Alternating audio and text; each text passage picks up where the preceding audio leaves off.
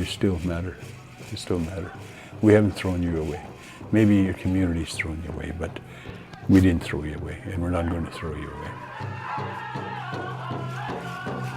Maybe in some way that may help somebody. I'm involved with a group of people that are totally dedicated to the community. We try to provide wraparound services, not only within this building here, but making connections with the greater community in terms of meeting those everyday needs, food, clothing, shelter, those types of things, where we can look after issues like housing. So addictions is the main one. We really put a large emphasis on dealing with those things. More Indigenous people come here at the hub compared to our location just down the street. There's a stigma associated to mental health. It's still there. So I try to come here and try to kind of work with the people. A lot of our people have become so disconnected from their own communities, and as a result have become disconnected from the culture. And a lot of them, come from isolated communities and have somehow made their way into the cities.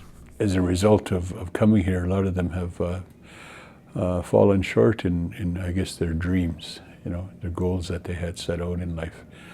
When reality begins to set in, when they come into an urban setting, it can be a very cold place. We have that one common thing that happened to all of us, intergenerational trauma, and we all suffer from that. We're here as a safety net, a means of support for them, so that we can catch them and assist them.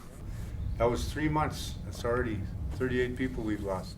You talk to them and you say, yeah, the guy has no opportunity back home. He's not eligible for welfare, he sort of just falls through the cracks. What we try to do here is help them reconnect with that old self, Your kinship, right? And you have that. It makes you feel at home. So it's the same thing here.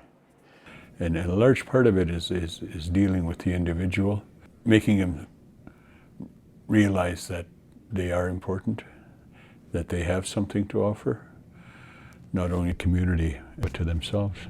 Traditional approach that we also encourage and support within our program through AFCC, instilling that empowerment, to these women.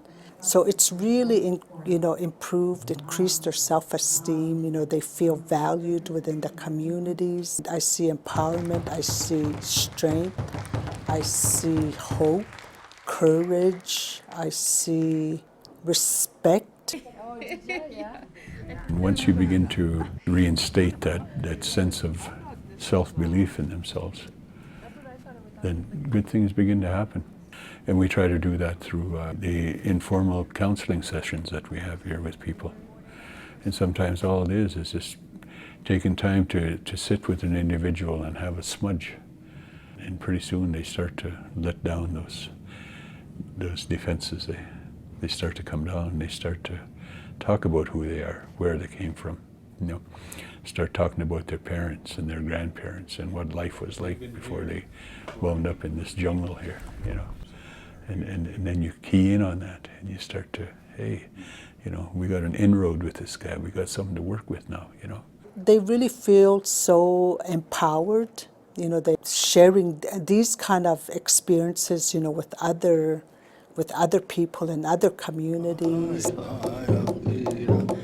And if they talk about things like ceremonies and how they grew up with ceremonies and how good that made them feel, as a person, to be able to be a part of something like that.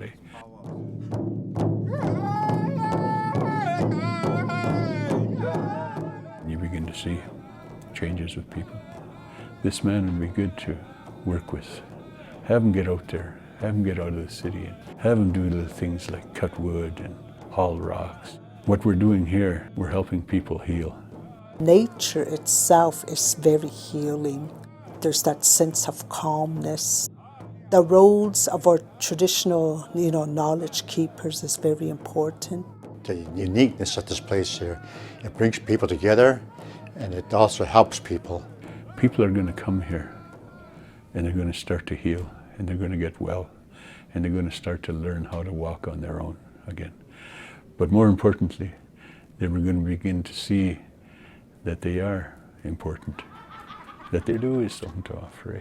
And once you can give that back to people, it does wonders for people. Eh? But that's all it is just taking the time to be able to give something back to people, empower them again with positive things, eh? And start doing away with all these negative forces that affect their lives. Eh?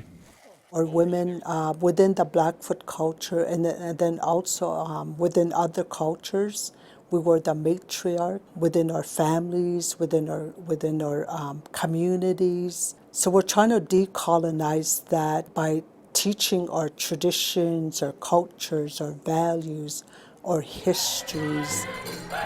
Once you begin to give people another way of thinking, you don't realize what you're giving to people. That feeling of, yeah, you know, this feels good. This is where I should be today.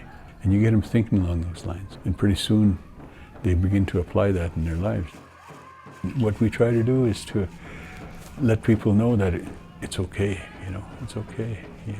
You can be yourself, and it's okay. It's okay to be good. It's okay to be happy. It's okay to be peaceful. You give that back to them. And the thing is, once you begin to accept who you are, you begin to accept people for who they are.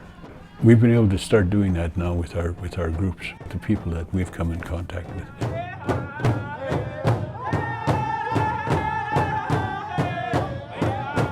We've been able to change their way of thinking, but we had to begin with them first, eh? And then it extends out. Eh? So you're giving a gift. You're gifting people with knowledge.